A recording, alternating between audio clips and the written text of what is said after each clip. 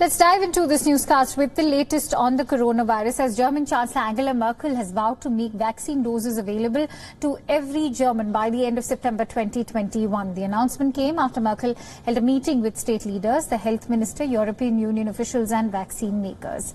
Merkel said that the timetable should apply even if approval is not granted to vaccines from Johnson & Johnson and CureVac.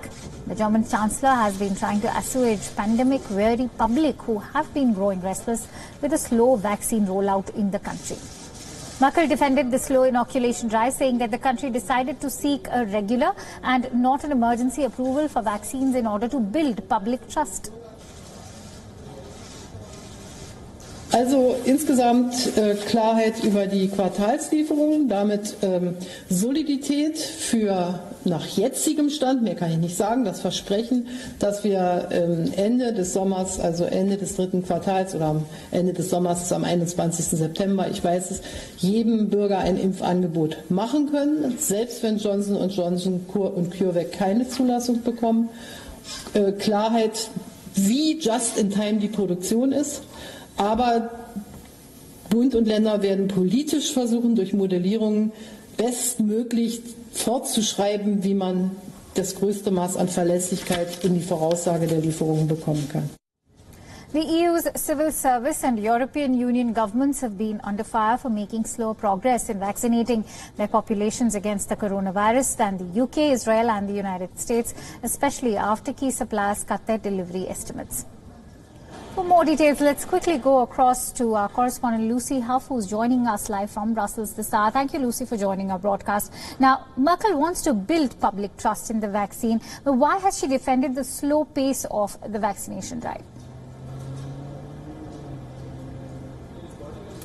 Well, that's exactly, you mentioned earlier, she said in part this was to do with trust, the EU deciding not to grant that emergency authorization to reassure European citizens, and particularly German citizens in this instance, that indeed those vaccines are safe. She said that despite the supply shortages in the short term, it would be possible to offer all German residents and citizens a vaccine by the third quarter, by September the 21st, because she was confident that those supplies would increase per quarter and that pharmaceutical firms like AstraZeneca and Pfizer would continue to meet those vaccination targets. However, this was the vaccine delivery targets. This was a meeting of the 16 federal state leaders with the German leader in order to improve the vaccine rollout in Germany, which has been moving at a much slower rate than, say, the UK and Israel. Even it's moving slower than Italy in Europe.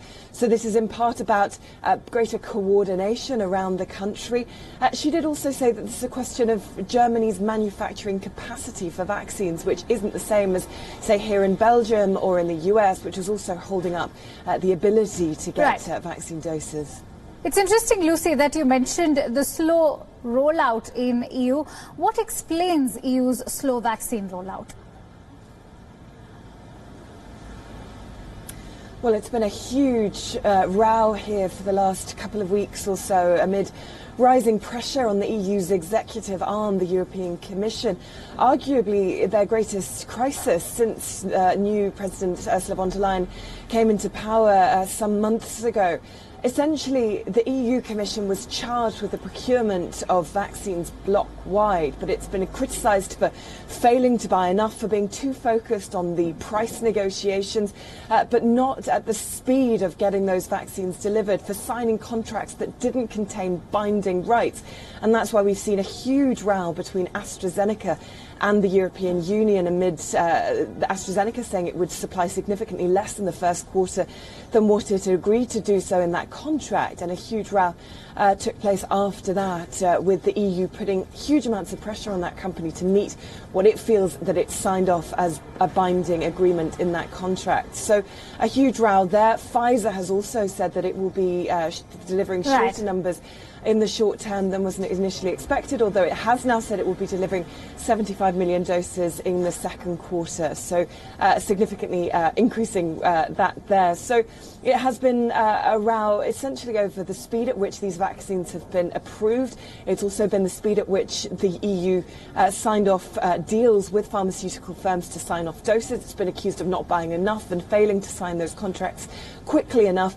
It's also been about trying to coordinate vaccine procurement across 27 member states. Right, Lucy, thank you so much for bringing us all those latest inputs.